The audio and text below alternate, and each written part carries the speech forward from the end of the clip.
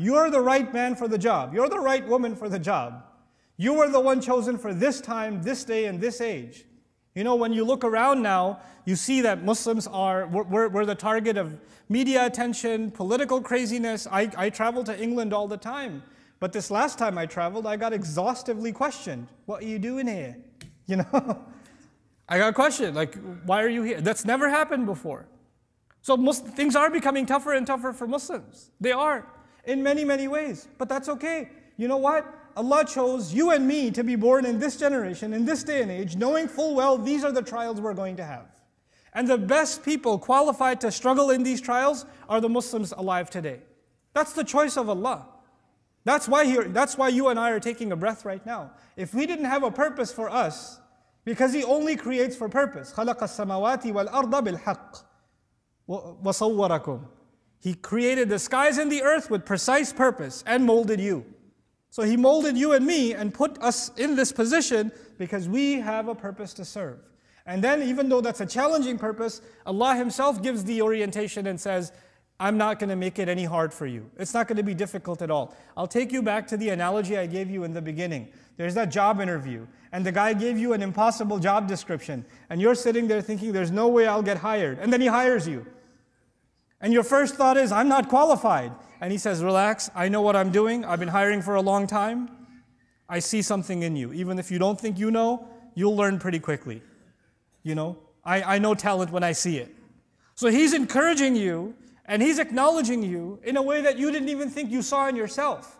The other thing that's happening here is every Muslim is supposed to see value in themselves. No believer can think that they're useless before Allah, that they're pointless, that they're meaningless before Allah. They're worthless. They are worthy of Allah.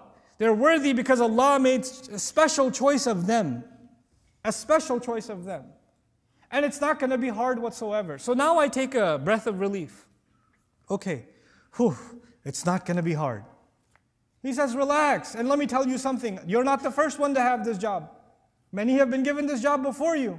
So he makes reference to the fact that this religion isn't just a new religion, it's a legacy.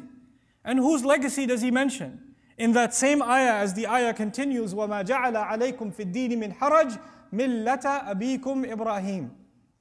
You are the continuation of the legacy of your father, Ibrahim. He reminds us of which prophet? Ibrahim alayhi salam. If you think about Ibrahim alayhi salam, the last thing that comes on your mind is easy. Over and over and over again, he gets trials and challenges that no human being has ever faced.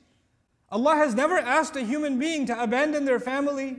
Allah has never asked a human being to jump into a fire. He's been asked to do things that nobody was ever asked. The hardest test you can think of. This is even described in the Quran. وَإِذِ ابْتَلَى إِبْرَاهِيمَ رَبُّهُ. When Ibrahim was tested like nobody else by his master. There's ikhtisas there. And Allah in this ayah, when He told you and me, by the way, relax.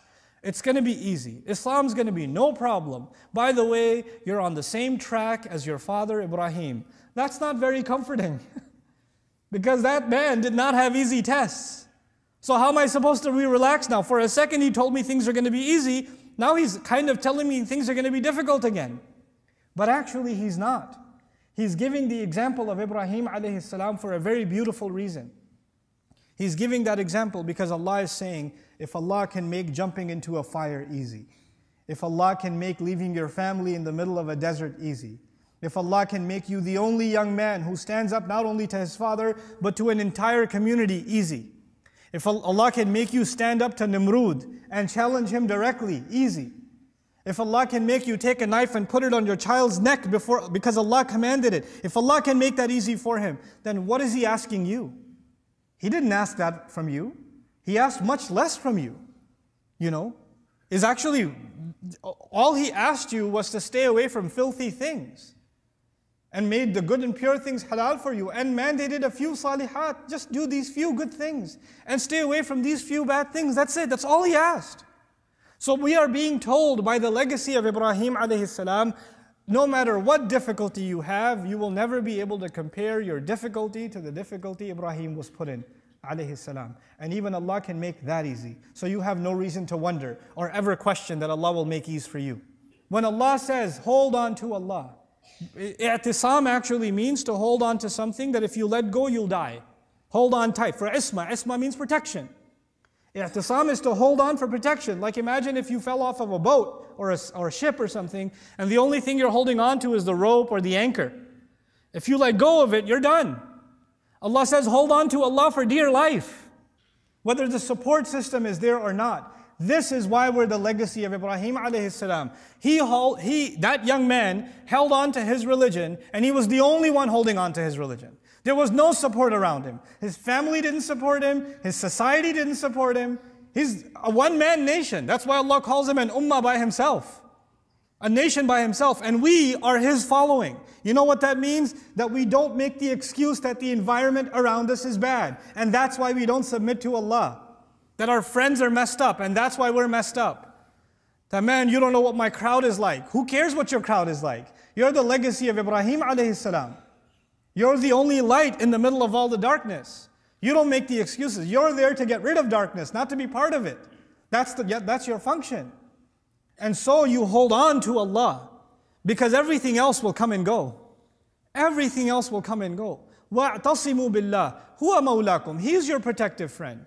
He's your security. He's the one that's going to guard you. فَنِعْمَ الْمَوْلَى وَنِعْمَ النَّصِيرُ.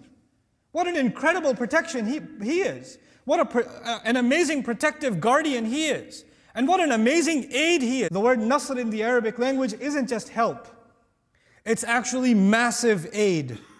If I help you outside because you have a flat tire, I don't say nasartuka, I say sa'adtuka.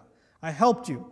Nusra is like an aid package. Billions of dollars are being given to some country in aid. That's Nusra. A huge army came to help a country that's been invaded. That's Nusra. Nusra is not a small kind of help. It's massive legions of help. It's like when Allah will send armies of angels. That's called Nusra. That's Nusra. That's the aid of Allah. The massive aid of Allah. Allah is saying, Nasir, the fa'il form actually means, how amazing is Allah, that He's always there, ready to aid you in the most massive ways. When you have held on to Allah, you've held on to the strongest possible support you could have that is constant. فَنِعْمَ الْمَوْلَى وَنِعْمَ النَّصِيرُ. You have nothing left to worry about. This is the mentality of someone who accepts the legacy of the religion of their father, Ibrahim alayhi salam. And when you accept that, then struggling for Allah becomes easy. Then He opens up those doors. وَجَاهِدُوا فِي اللَّهِ. Allah Azza wa Jalla says, وَالَّذِينَ جَاهَدُوا فِينَا لَنَهْدِيَنَّهُمْ سُبُلَنَا. Those who struggle in our path, we open up our pathways for them. We guide them to our multiple pathways. Absolutely. Allah will make a way out for you.